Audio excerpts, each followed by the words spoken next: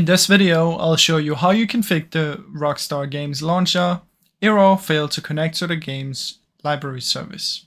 Now the way that you can fix this is pretty simple, guys.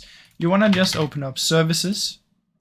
In here you want to press anywhere and press R, and then you want to look for Rockstar, wherever it is, Rockstar Game Library Service. Now you want to make sure this one is running, so double click on it and choose automatic, and then make sure you press start. Once this is done loading, apply and OK. And then what you want to do is you just want to try and rerun and see if the error still occurs. Now the error should most likely be fixed by now, but if it's still not fixed, you can find your launcher right here. Go to properties and find compatibility. Then activate these two, apply and OK, and then try and launch. If that still doesn't work, run it in compatibility mode for Windows 8 and then see if that works. Now I really hope you enjoyed this short video. If you did, please leave a like and subscribe, as it helps me out a ton. Thank you so much for watching.